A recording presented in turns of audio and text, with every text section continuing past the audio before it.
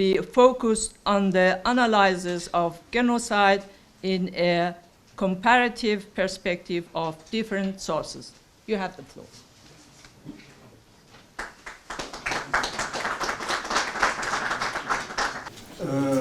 Ladies and gentlemen, more and more فاطريركو قد يشوتي لو هركي فاطريركو اغناطيوس افرام ترايونو شلومو عليكم. As it was said, my speech is focused on the main sources and archives, or some archives, dealing with the Syriac question. The documents were released, were published between 1915 and 1913 on the matter of genocide of Seyfo, Seypa, Sowqiyat, Safarbarlik. There are a large set and abundant collection of corpus of documents based on proofs and evidence. They were written in many languages regarding different fields of knowledge and disciplines, deriving from many important sources and countries in different cultural areas on where it occurred and for what kind of reasons the slaughter was motivated against the Assyrian Syriac afflicted community. We can say that the documents complemented one another. After this brief introduction, my subject is structured and divided into two main parts. In the first, I will point out on some important sources regarding the genocide, and in the second,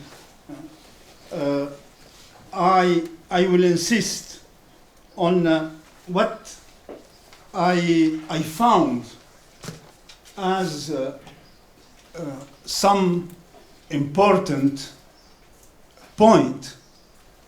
Some of them were discussed just this morning in this document. In the first part is about the sources of document. In the first element, I will give you a brief presentation of sources. And in the second, how can we categorize this document? Well, in the first, we have, briefly speaking, because I have only 20 minutes, we have the French sources. We have in different fields.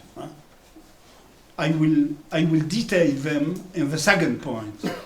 The League of Nations document.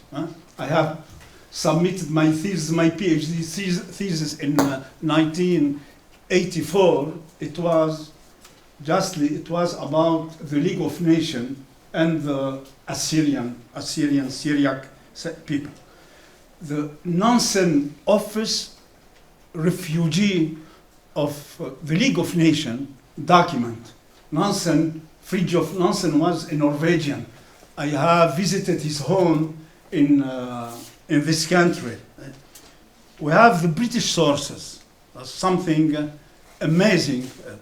One of them is the Blue Book, the American sources.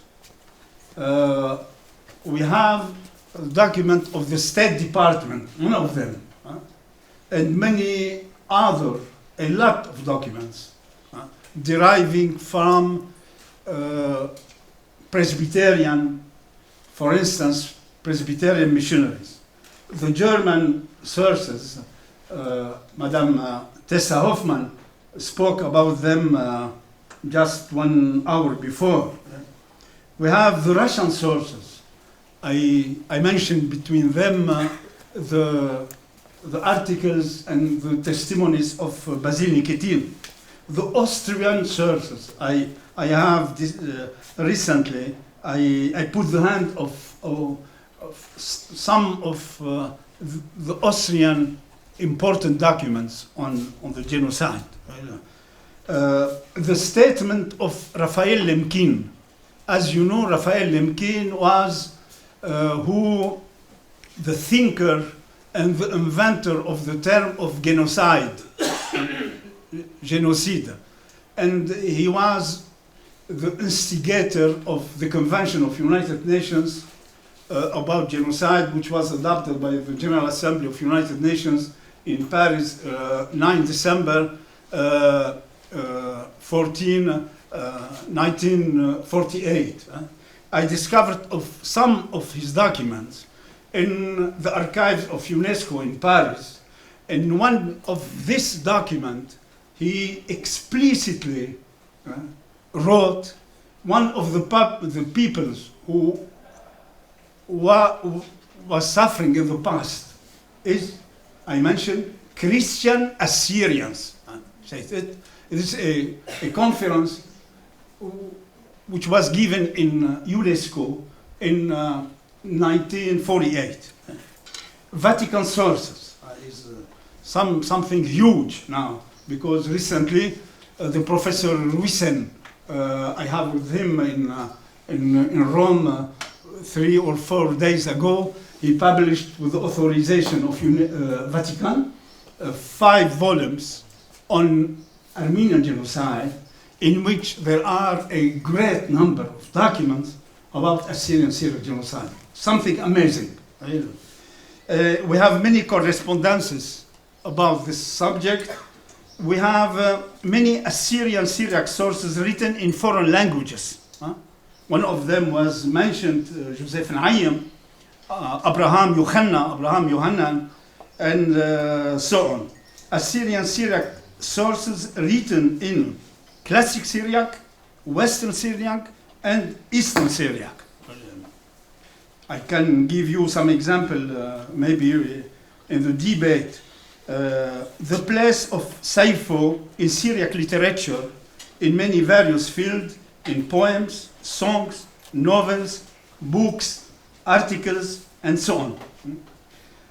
Many Assyrian-Syriac sources written in Arabic, like the book of Ishaq Armale, The Calamities of Christians, Al-Qusara fi Nakabat al-Nasara, which was published in Beirut in 1919. Recently, one month ago, I have been in Deir Sharfe in Lebanon, near Harissa, where I put the hand with the authorization of the Patriarch of the Syriac Catholic Church on other documents I ignored, written by Ishaq Armale, by the Patriarch Rahmani, who was in 1915, was the Patriarch of the Church, the Syriac Catholic Church. And many newspapers and magazines, both in Syriac and other languages. I can conclude about this sub-point that the numbers we are facing about the genocide is something impressive, The second sub-point of my first element, how we can categorize the sources on Assyrian-Syriac genocide. There are varied sort of document deriving from, first of all, official government's report from many states. Right? consular representatives, ambassador, like the ambassador Morgenthau, who was the ambassador of the United States in 1915 in Constantinople. Missionaries, Catholic missionaries, Lazaristes, Dominicains, and so on, Capucins, Presbyterian, American mainly, and other Protestant domination like the Baptist, right? Among them, we can distinguish teachers, preachers, and social workers. Diplomatic reports, testimonies of eyewitnesses on the genocide. Among them, many Assyrians, many Syriacs, right? Survivors, several charity relief institutions, including Syriac, Tau Mim Simkat. Journalists, newspaper and magazine, we are facing, while consulting newspaper, we are facing a plenty of articles, New York Times, The Guardian, French newspapers, and so on, from different countries. Sources of doctors, like Dr. Packard in Urmia Salamas, nurses, historians, writers, prominent individuals, members of leading personalities. The second point, while reading this document, I tried to summarize, right, to point out some important element included in this document. I will try to give you, right, some of them. First of all, the strategy and physical and cultural genocide. The strategy. About the strategy of eradication, the documents confirms that it was a carefully planned and premeditated massacre, obeying to orders given and issuing by the summit of the Turkish state, chiefly by Talat Pasha and Enver Pasha. They are namely mentioned in the document, both in foreign documents and in Assyrian, Syriac, and Arabic documents, and carried out by local authorities with the participation of Ittihad Taraqi Jamiyati in order to eliminate the Syriac Assyrian communities. In this framework, I am making the following observation. It is meaningful to see that the word order, ordre, فقدانه, فقدانا, أمر is used on the all documents. إيهاب فقدانه من سلطانه عثمانيو. قال له شابو mention this sentence. إيهاب فقدانه من فقدانا بيشيليوه من اسطنبول. The order was given in English. L'ordre a été donné. It is mentioned by Yassin Simon, par Jacques Rétoré, et par Dominique Béret, and so on. Donc, it's something important at this point. And we can, about this, observe that the Assyrian Syriac genocide was not a collateral victim of Armenians. They were targeted because Assyrian, because Syriac, because Christian, having their own and proper identities and characteristics. On genocidal process and the red horror, the term is used by Yonan Shabas, by Abraham Yohanan in his book, The Death of a Nation, of the Christian name. Many chapters are written, they are written about. The main local perpetrators, I mean the torturers and butchers of the Assyrian Syriac people, are mentioned in the old document. Rashid Bey, Mahmoud, Mamdouh, Jevdat Bey, Haidar Bey, Simco, Rashid Bey of Barwari Bala, Suto من Uramar, and so on. Murders of scholars such as Daisher in Sart, Martuma Odo in Urmia, and many other prominent prelates, more Antimos Yaqub, more Mikhail Melke, and the martyr Mar Binyamin Shumun. The physical genocide was equally accompanied by a cultural genocide, which means an ethnocide. There, the Assyrian Syriac people was culturally uprooted, and the number of church and monastery destroyed and devastated are estimated to be more than 400. The definition of genocide given by Raphael Lemkin and the norms adopted on the Convention on Genocide of United Nations applies to Assyrian Syriac situation. Several words, Syriac words, are used to qualify the genocide. Seyfo, Seypa, Sawqiyat, Safarbarlak, Urdupio, Sebolo, are especially in the Syriac literary documents, it's very impressive. Abdel Masih Karabashi, Sleman Hanno, and so on. There are concordance between dates, sad events, and many incidents occurred in Mansouriya, for instance, in Urmia, in Salamas, in Shah, in Botan. The narrative of the one is corroborated by the narrative of the other. See Ishaq Armale, Wigram, Surma Khanum, Yonan Shabas, and so on. Generally speaking, the testimonies don't contradict each other. There are no major contradiction between them.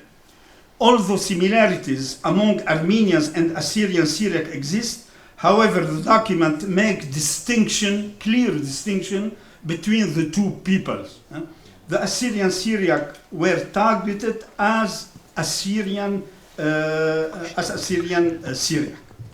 The parallel made with previous massacres. We spoke about Genghis Khan, about the past, and the document when I listened to your Ahono Trevis, to your speech, I remembered the book of Yohanan, Abraham Yohanna, The Death of a Nation, who goes back in the past, in the history. The massacre occurred in 1895, massacre of Adana in 1909.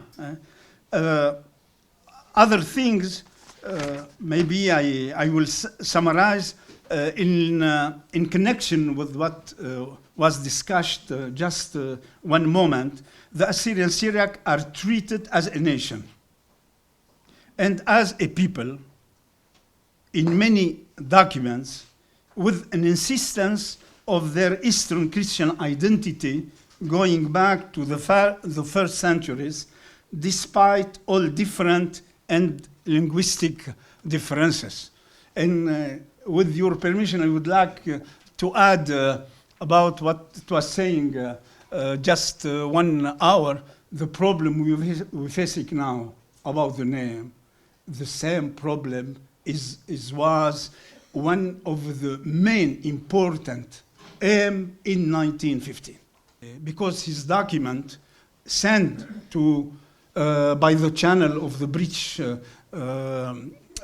representation was considered by Arnold Toynbee, the big historian, Arnold Toynbee, who collected the book with James Bryce, the book about the Blue Book. The Blue Book in 1916.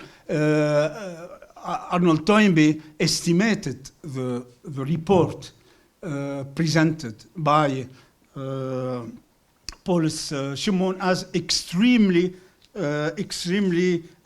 reasonable. And about this document, I would like just to quote, because it is a question of still continuing to be in actualities. He said, Arnold Toynbee, when he made a commentary about this document, he said this, I quote, the Nestorians, it was used, East Syriac Assyrian community in the Hakkari district, upper valley of Greater Zab, can be organized in territorial autonomy as a canton of the proposed South Kurdistan Confederation. Second, the Jacobites, West Syria Christian community in the Tur Abdin might possibly be given similar territorial individuality and autonomy as part of Mosul province of Mesopotamia. And he continued in this sense. For concluding, just some 2 words about the reliability and the truthfulness of the document. But the question is raised, what's the value of this document? And James Bryce, I would like to give you only this example. James Bryce, before publishing the Blue Book, he submitted to 3 important American and British scholars and experts. One of them from Vice Chancellor of the University of Sheffield. The second from Oxford University. I have the name of the professor. And the third, he was the former president of the American Association, Bar American Association in Boston. And the reply was, these documents are reliable and they are plenty of proofs and evidence. And thank you for your attention.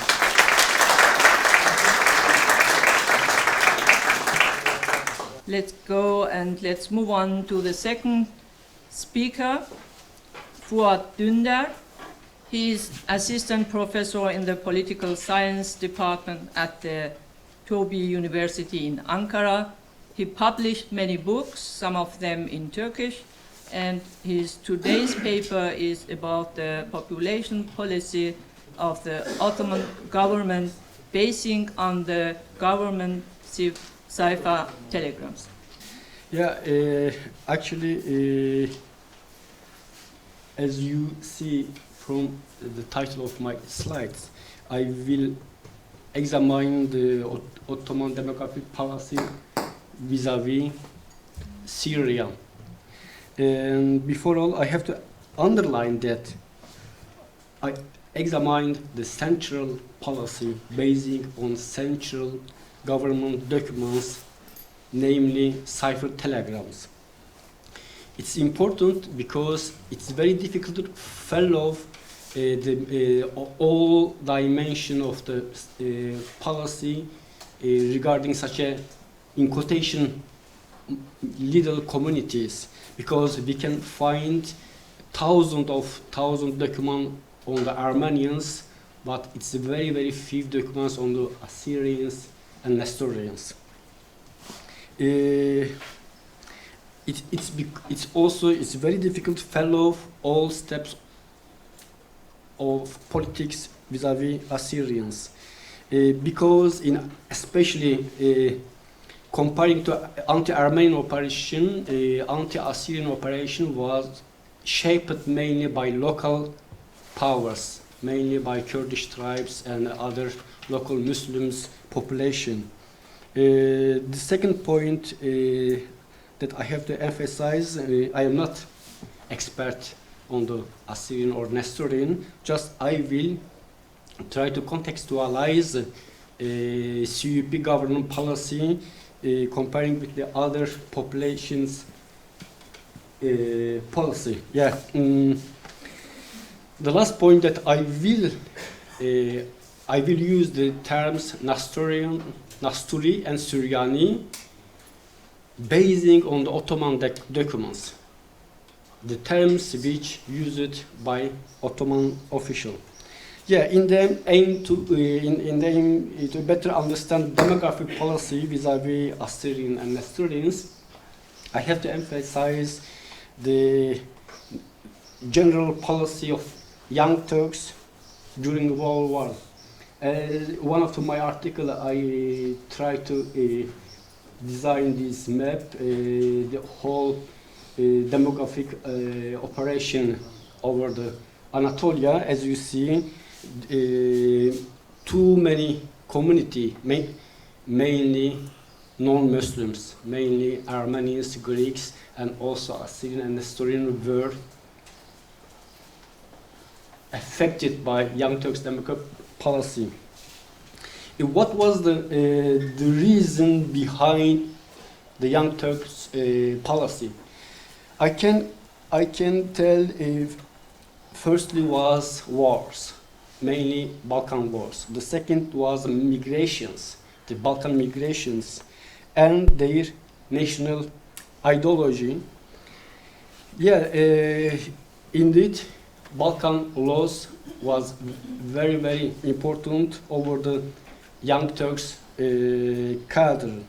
They didn't want Anatolia became the second Macedonia, and it's why by 1913 they tried to change demographic composition of Western Anatolia. Concerning their ideology, as Şükrü Hanioğlu underlined in his works, Young Turks were heavily positivist, means believe it in science, believe it science can change all or can solve all social problems, including ethnic problems. They were social Darwinists, they were militarists, as they borrowed the asker millet concept of God's Pasha, nation in arms concept, and they were heavily modernist. Yeah, they were social Darwinists because they scared not only fall of empire, they scared also the war will end Turkish nation. It's why we can follow their some precaution as very destructive policy. The other points, the other factors which shaped Young Turks' demographic policy was the elections. 1908, 1912, 1914 elections. Why, in quotation, democracy could change the Young Turks' mentality? Because in every election, Young Turks had to negotiate with other population, other ethnicity, to have the absolute majority in the parliament. In some elections, wars, migration were shaped their nationalism, but which kind of nationalism? I will not talk about civic or ethnic nationalism. I will emphasize their nationalism much more demographic nationalism than the other nationalism. What does it mean, demographic nationalism? I think for Young Turks, the distribution of the population was much more important than their the quality.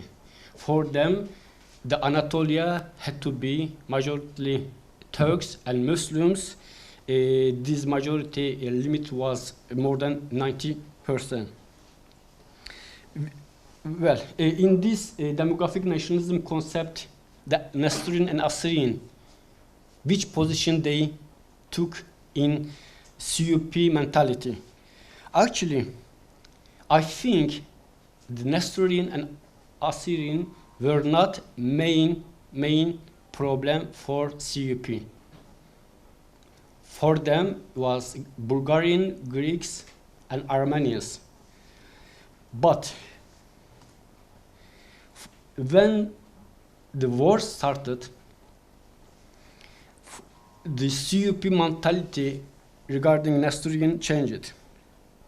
We know that just 1 month before the declaration of jihad, Talat Pasha sent a Seyfo telegram to one province governor, Cevdet Bey. This document is really very interesting. I will summarize very quickly. In this telegram, Interior Ministry emphasized that the Nestorian who are omni-suspicious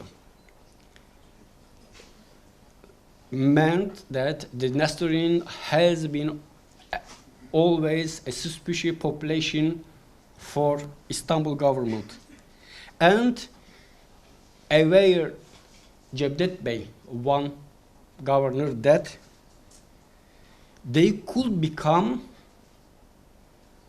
a fifth column of foreigner, in quotation, but we think that is mainly Russian Empire. And I emphasize just one more before jihad, just 30 days before. And Talat Pasha emphasized that, and because of operation in Iran, this community would become much more dangerous. And what he proposed to Cevdet Bey, Tard ve ihraç, means the expulsion of Nestorian to the inner Anatolia, namely Konya and Ankara provinces. And Talat Pasha detailed the settlement policy. He emphasized that they have to be settled in Konya and Ankara, dispersing among the Muslim population and in the limit of 20 households per Muslim villages. It's very interesting. He emphasized also that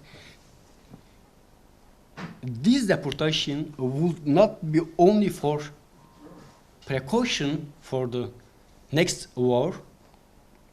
It will be also special punishment, cezai mahsus. It's very interesting.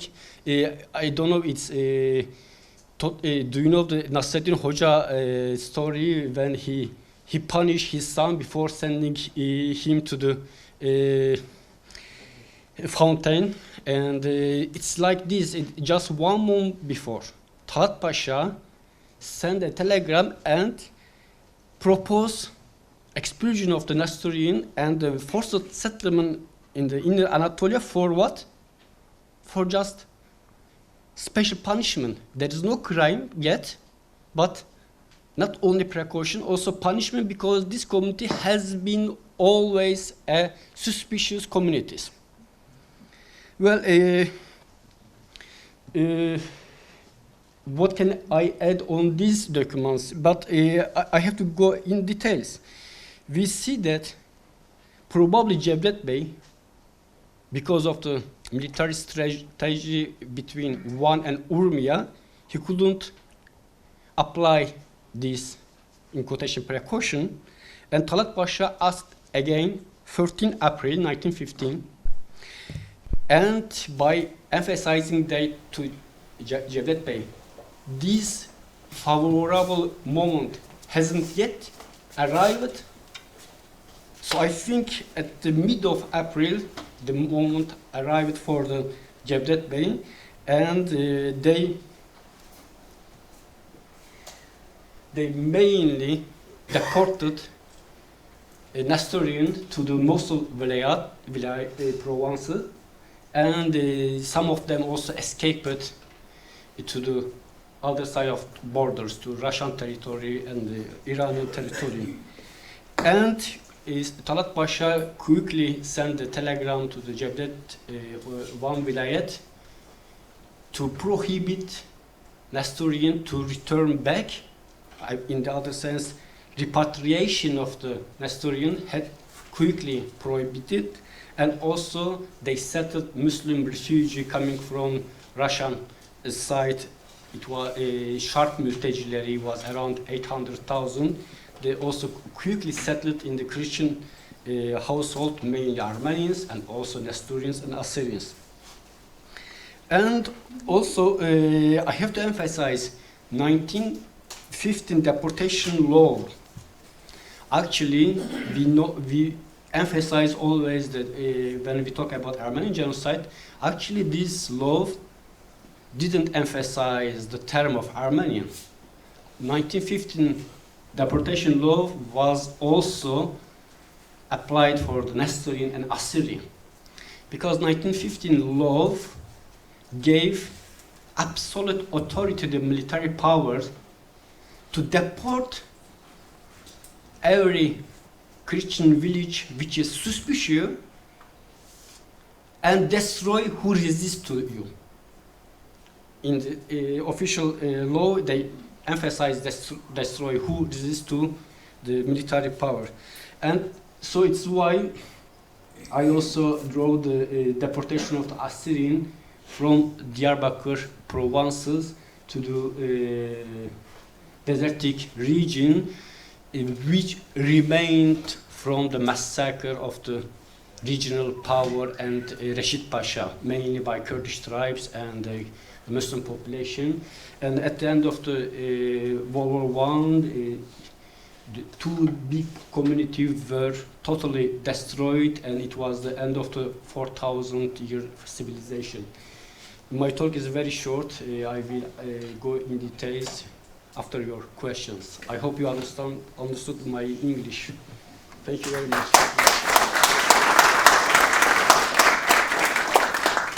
Thank you very much. The next speaker is Dr. Mikhail Abdullah. He has been working at the University of Life Sciences in Poznan for 33 years. His research interests include, among others, the ethnography of the Assyrian community, as well as relations between different communities since the middle of the 19th century. He will speak on the term Seyfo from a historical perspective. In one of his books, Lebanese scholar Georgi Zaidan died in 1914, published the following letter addressed to an Assyrian bishops of Tur Abdin. From the Office of Religious Legislation, Sharia, to Diyarbakir, in Diyarbakir to the Bishop of the Assyrian Gawur commune. You repulsive man, repulsive in your appearance and your faith, a member of your hated commune, the cursed Gawur Yaqub died and thwarted himself to be able to put his abominable body into earth upon collecting for tax for it. An act of clemency was issued by the Muslim administration of his quarter. We know that the earth will not want to accept his execrable body, but for it not to spoil the air, on behalf of the Office of the Religious Legislation, we granted consent for his burial in your city in a hellish pit, in accordance with your false faith. This consent was issued on the 26th day of Jumada al-Awwal to 1203. This is 22 of February 1789, for the burial not to be hindered by anyone.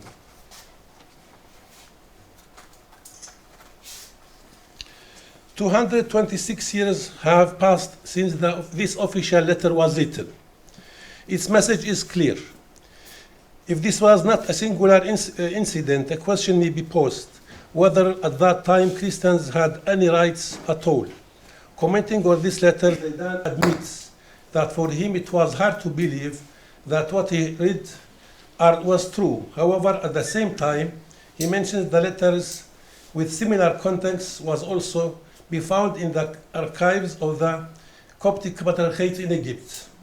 He expresses conviction rather than hope that this era of exclusion belongs to the past, and that along with the further intellectual development, religions will stop antagonizing people.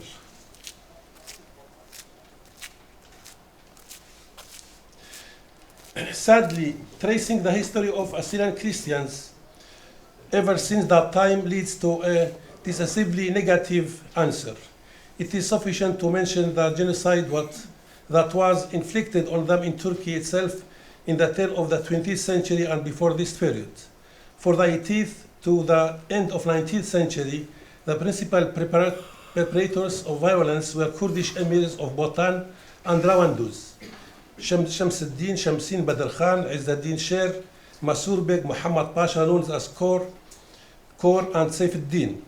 Their hordes burned down settlements, slaughtered people, and kidnapped children and women.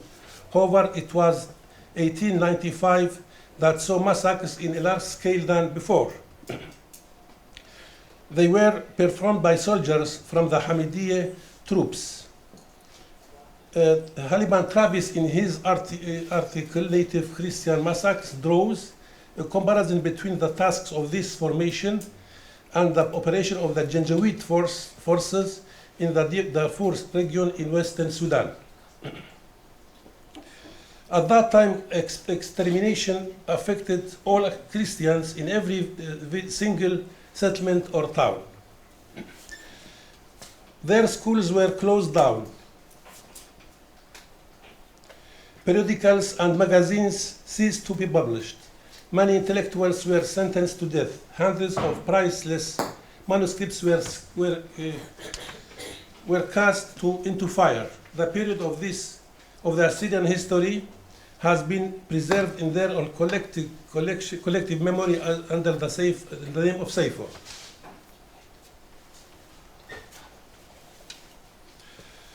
It was not clear when and who was the first to use the term Seyfo. Reportedly, the word has been in common use. It was defined by an Assyrian lexicalist, Hassan Bar Bahlul, died in Mosul in 996, as pointed out by Shabat Talai. Bahlul gives the following Arabic meanings of sword: destruction, extermination, annihilation, liquidation, elimination, disaster. It seems that the most likely explanation can be found in the turbulent history of the region. The conquered peoples have always been given a choice: conversion to Islam, back-breaking taxes, or death by sword. These tactics is documented and discussed in details in chronicles.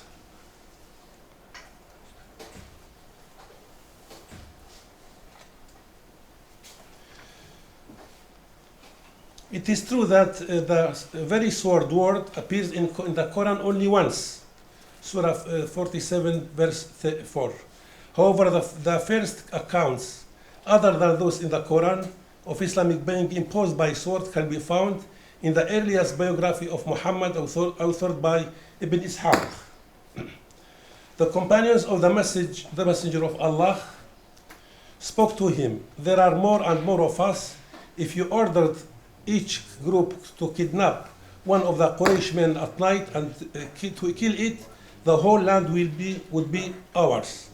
This declaration delighted the Prophet, so one could see it in his face.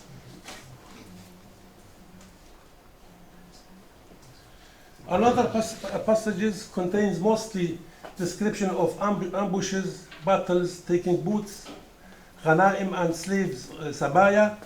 Muhammad took part in 27 military expeditions, Ghazwa. Subsequent 38 expeditions were organized by his order. Muhammad is said to have often repeated that those who, as a result of fighting, found themselves in a paradise, allegedly begged Allah to be sent back to earth as they wish to continue fighting. In this context, one of the most meaningful statement is the commonly known saying,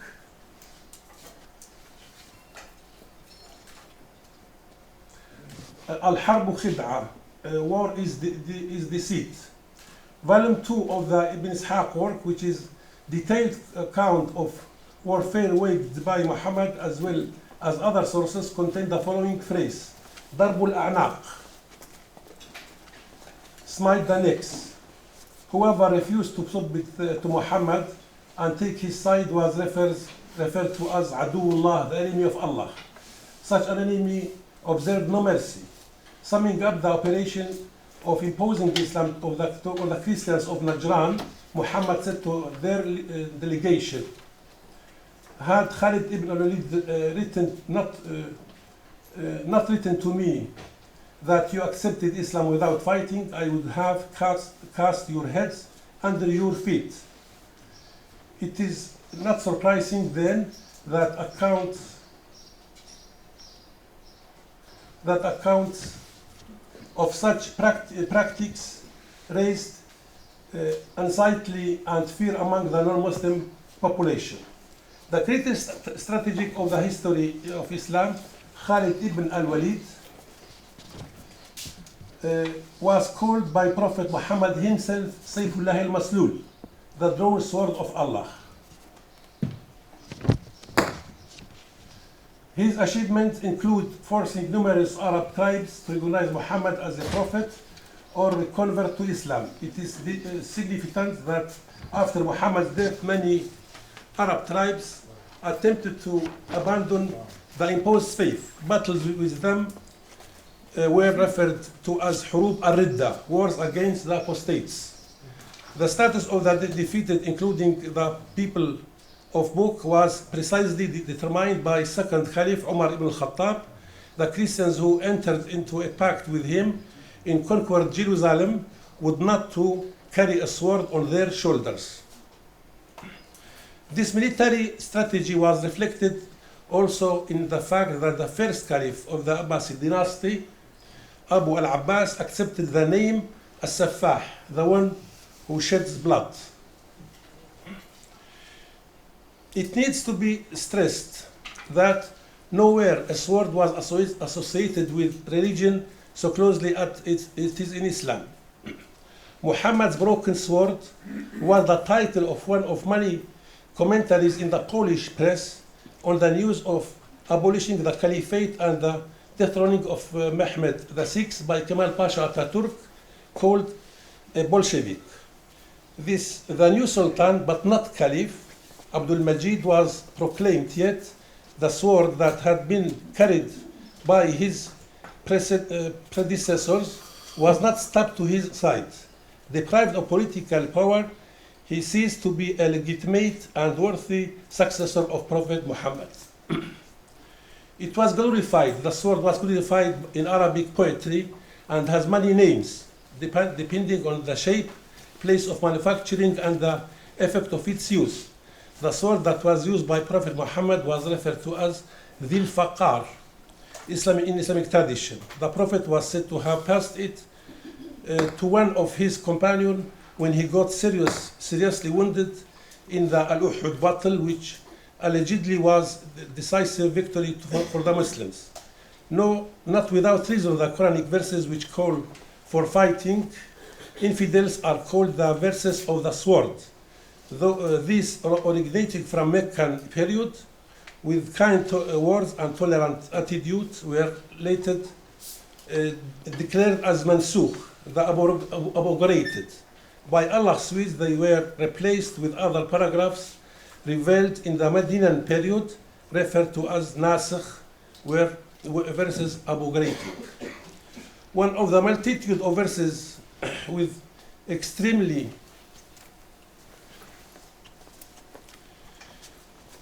contradictory meanings, one can quote two examples. La ikraha fi din, there is no compulsion in religion, from the Meccan period. And فَلَا تَهِنُوا وَتَدْعُوا إِلَى السِّلْمِ وَأَنْتُمُ الْأَعْلَوْنَ, don't falter and cry out for peace when you are uppermost, from the Medinan period. Also in the hadiths gathered and compiled almost 20 years after Muhammad's death were verified. One of the most famous hadiths reads, Al-Jannah tahta dhilal as-siyuf, paradise in the shadows of the sword, and as-sayf mahawul khataya, the sword expiates sins. In this context, a sword is a key to the gates of paradise. The Muslim paradise offered the Bedouins everything that they could dream of.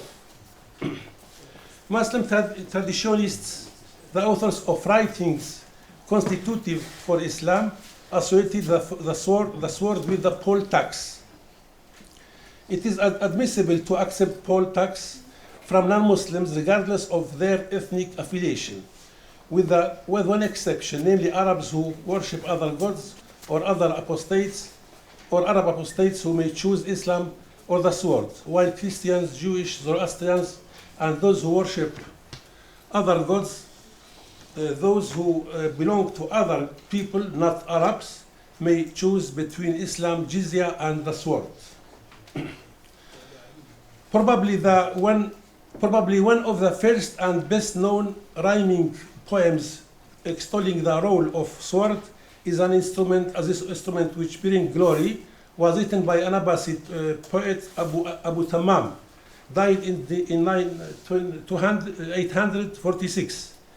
Among a large number of poems is this one whose first verse almost every student knows. The sword is more truer than the books. Its cutting edge is what divides seriousness for amusement.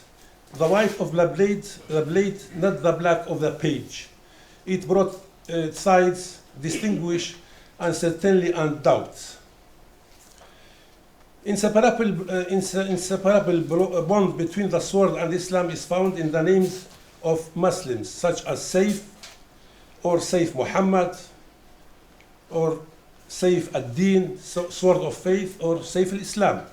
What is more, the name of the legendary hero, said to have been fighting for Yemen's independence against the Christians of Abyssinia in circa 535, was, according to the Muslim tradition, Seyf ibn Dhu Yazan. A sword plays an important role in the Arab Muslim culture. The flag of Saudi Arabia and an emblem of the formation associated with the Muslim Brothers parties. In Arabia Saudi, death sentences issued in accordance with the Sharia law is usually carried out by beheading with a sword. One of the popular Arab saying is الوقت كالسيف إن لم تقطعه قطعك. Time is like a sword. If you don't cut it, it will cut you. In my childhood, I often heard from my Muslim peers and neighbors a threat spoken in a moment of anger. بالسيف, by the sword. What the speakers meant was a forceful action, doing something by force. Early works by Assyrian authors writing about genocide are characterized by great expression and vivacity. One of the oldest published was written by Reverend Yohanan Spirino, who died in 1729, in which he described the massacres of Tur Abdin in 1714, perpetrated under the leadership of the Kurdish Emir Shamsuddin. A madman appeared and bared his teeth. He also honed and polished his sword. He captured and tortured everyone he met and cut off their heads. Another one, written in the form of the lament by the Reverend Georgis Berzabdai, died in 1847, referred to the havoc caused by hordes of Kurdish emirs, Kor from Rwandas and Seyf ad-Din in 1835. What can I say about the atrocities perpetrated during the run of the godless emirs? They put the men to the sword, and they captured over 1,000.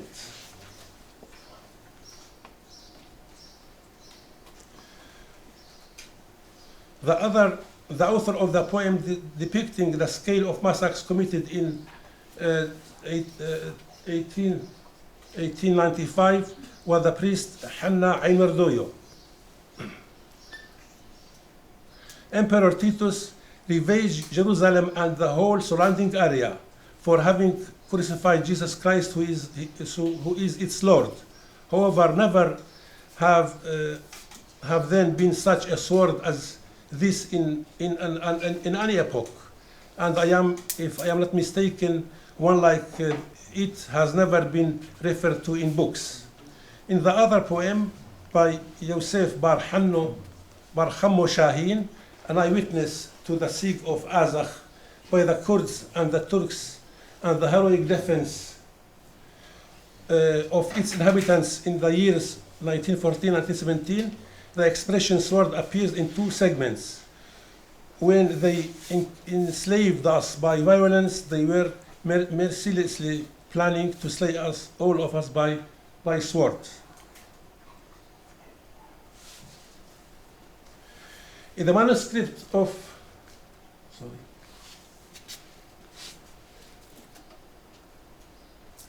Abeid Mshih Naman Karabash, he died in Beirut in 1893.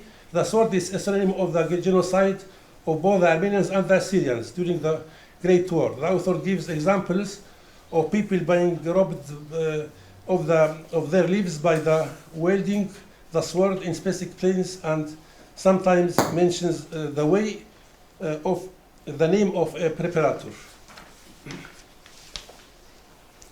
The Tiran Ahmadi Agha Kacha jumped on the Assyrian priest Abraham, cut off his head and tossed it onto the town square. The Muslims who were there began to kick his head around the streets as it was a ball. In 1935, the priest Na'man Aydin wrote a long poem, which is actually a continuation of an earlier one, and in the same metric, written by Gallo Shabo, died in Qamishli in 1966. He describes the tragic fate of many Assyrians placed into Rabdin during the Great War and thereafter. The beautiful sounds of church died away. Thankful praise was stilled on the altars. The chaplains, lectors, calls then in a mourn. A sword burst it and cut short their services. Instead of hymns, prayers, and worship, a shining sword separated the faithful from their priests. Some were dispersed, others were killed. They perpetrated a massacre. Woe, brothers, the population and slavery are our plight.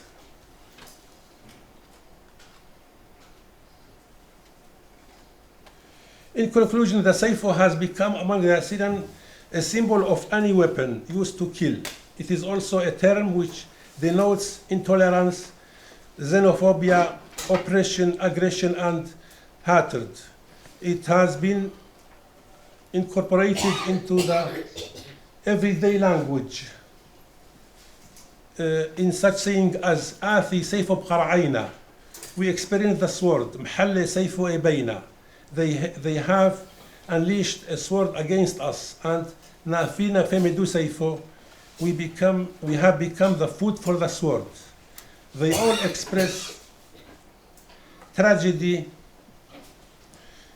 catastrophe, unhappiness, breakdown, and unending misfortune, less over everything, total helplessness, the absence of mercy.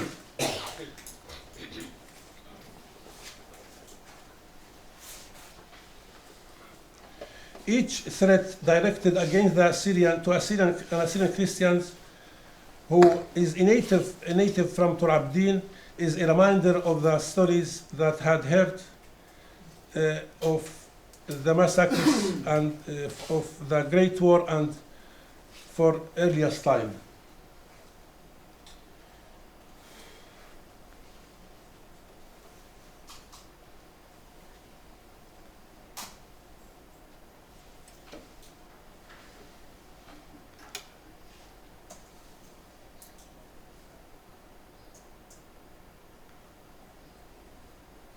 Thank you.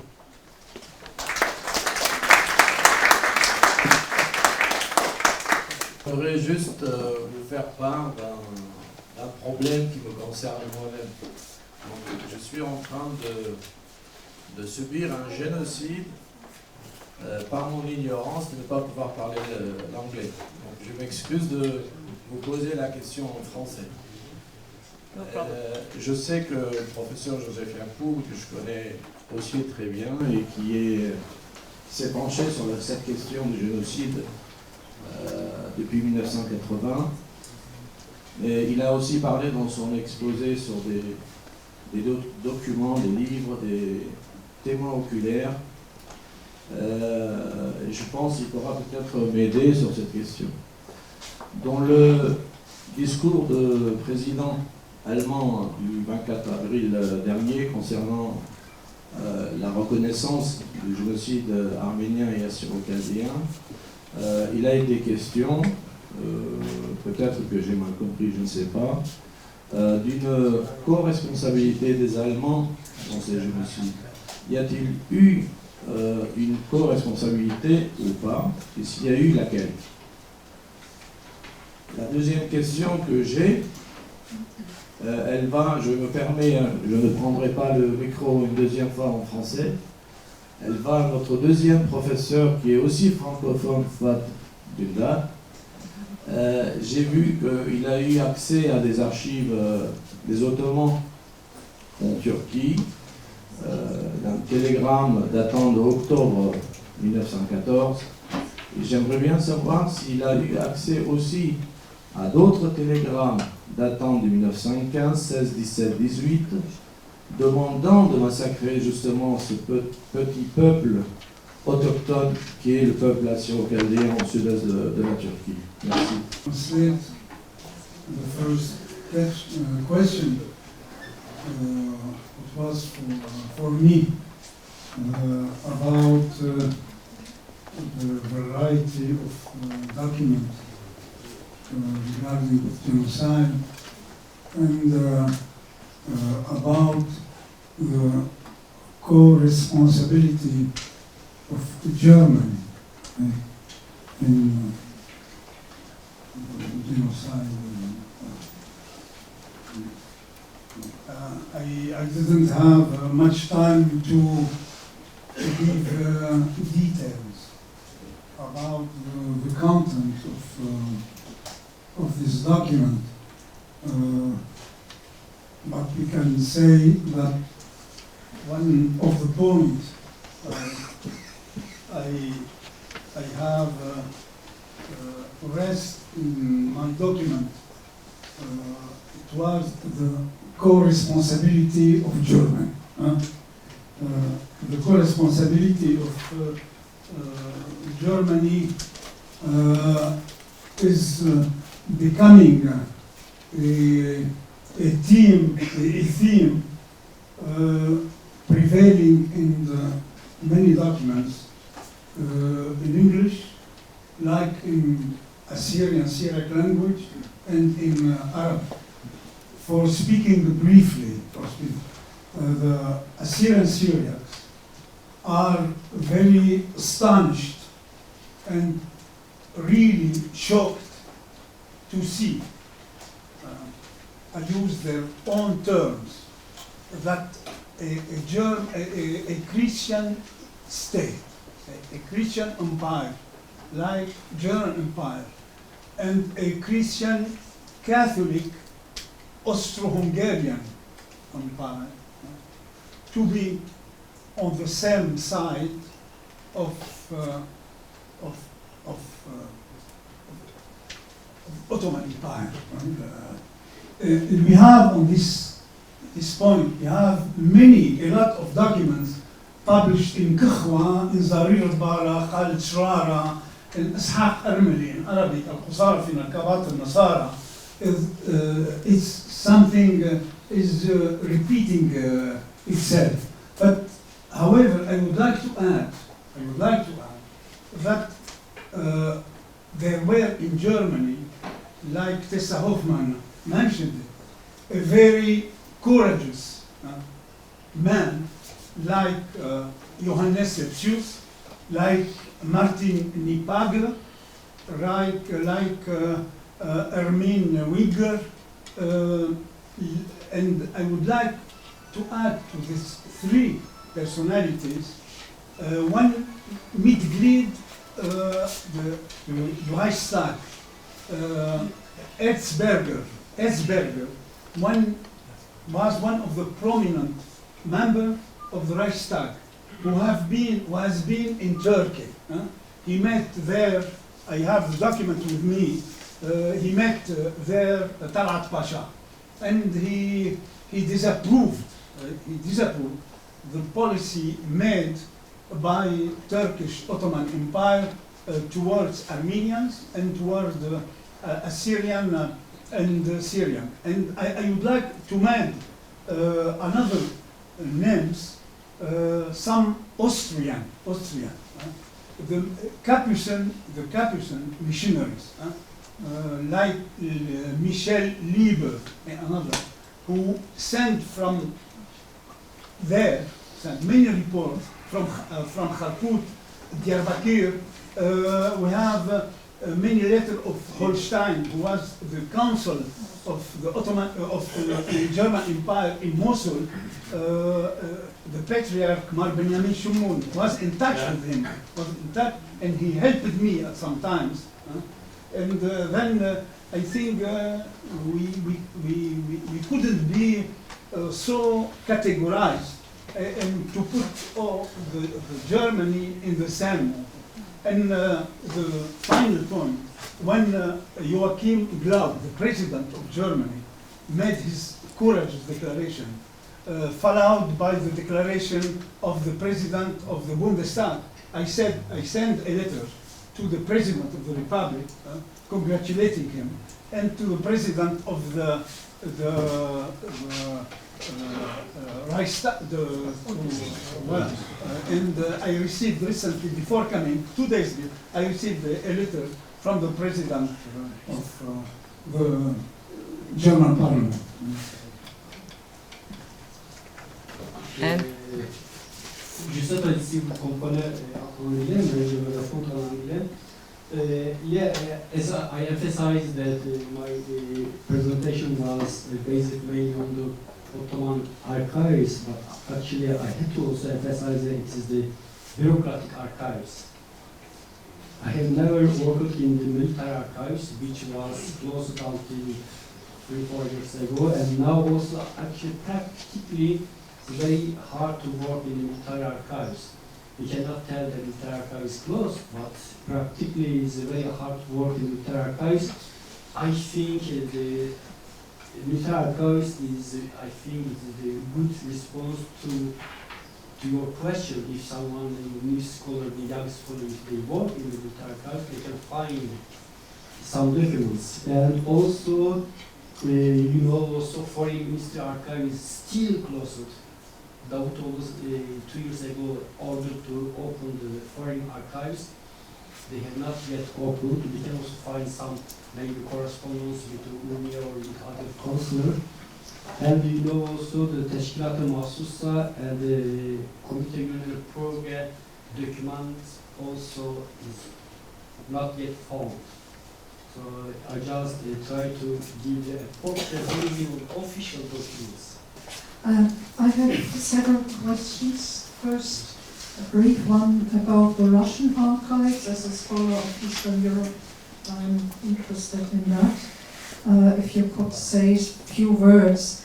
Then a question about your personal opinion on Toynbee, because Toynbee has a very remarkable change of paradigm. If you compare the Blue Book of 16 with the Oriental question of 21, it's a complete change of attitude towards Armenians and Greeks. The Assyrians are not mentioned as often, but that makes him a difficult author who, depending on times and interests. And that brings to me the reproach from the official Turkish side that he was in 1916 as editor of the Blue Book, that he was more or less a war propagandist whose main task was to compile a book that would arouse the neutral Americans to enter the World War. So that's... Personally, I didn't consult the Russian archives. What I meant in my speech, that maybe I didn't mean it in my speech, but it is in my paper about Russia. About Russia, shortly speaking, I based my research among others, Basil Nikitin. And what appeared in the Assyrian newspapers, Assyrian, and many books published in the United States by Assyrians coming from Urmia and from Salamas. Yohanan Abraham, who was professor at Columbia University, Yonan Shabas. I can tell you that globally speaking, generally speaking, the Russia was positively appreciated by the Assyrians as protector against Turks, against Kurds, and against Persians. About the second question, I know this. You raised a question about it. I have read many documents. From my part, I can tell you that since 1916 to 1920, Arnold Toynbee held the same positions. He was one of the delegates of the British government to the peace conference in Paris, in 1990. He met many Assyrians there, many Assyrians. He commented the report of Khadishute Marpolis Shimon and more Afrem Barsoum. I can, as I said, his commentary about Paul Shimon, about his report, in which the question of genocide was clearly submitted, that it is, I quote him, extremely reasonable. But unfortunately, when in the debate about Arnold Toynbee, all this period is completely absent about him. And I think about Assyrians, he didn't change position. He was one of the greatest philosophers of history in his book, Study of History, which is composed of more than 6 volumes, something impressive. In this book, there are many details and analysis about the role of Syriac in history, the Syrian historian in the past and the present. First question to Professor Yaqub. Have you encountered in the Assyrian magazines and newspapers, especially the ones coming out of Urmia, anything which reported on what was happening in Turkey or during the years of the genocide? Any reports of the massacres in the Assyrian media? Because that's quite significant. Fuad, you mentioned, if I'm not mistaken, that Assyrians from Hakkari were deported to Mosul province. Is there any evidence of that? Is there any concrete evidence of that in terms of eyewitness accounts? Because from everything I know, this never happened. And the third question to Professor Abdallah, is the term Seyfo ever used, or Seypa ever used in the eastern dialects of modern Assyrian to mean massacre or tragedy? Because from my experience, I know that that word is only used for the actual sword, but not for the other contexts. And if so, what other words are used? Are you familiar with them? And that's it. Thank you. The question of Nicolas about newspaper published in Urmia. I just give one example. Is Kakhwa. Kakhwa was printed and directed by Yohanna Moshe. In Kakhwa, there are a huge number of articles about the massacre in Hakkari, in Urmia Salamas, and in another place. Yohanna Moshe was obliged to stop publishing the review because in 1980 he was assassinated by Turkish troops in his bed, and his wife and the children was beside him. Yeah, in some very few documents, Talat Pasha asked to prohibit the repatriation of the Western.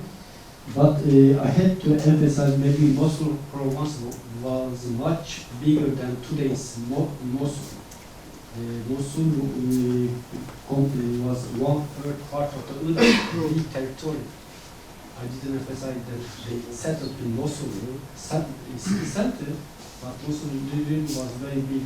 Maybe with this, they can respond to the question. No, it's not answering my question at all.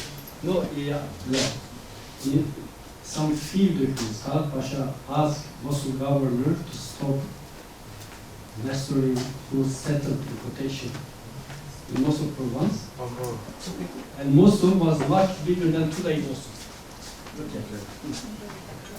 As far as I know, the sword is not a foreign instrument among Syrians. It is not used at all in anything. And as I quoted Hassan al-Bahlul in the 10th century, he gives the same meaning with which now we know. Seyfo is for us is an instrument used to kill. And as I quoted, the history of Islam is full of this evidence that sword was used to kill and to press Islam among Arabs and among other peoples. And as I mentioned in West dialect of us, we use some sentence as "Ati Seyfo qara'ina." It means we experience the sword, and "Halle Seyfo ibayna." They have unleashed the sword against us. It means extermination. And "Nafina temidu Seyfo." It means we have become the food for the sword. And maybe also in East dialects we can find some sentence. I would like to thank again our speakers for their interesting contribution.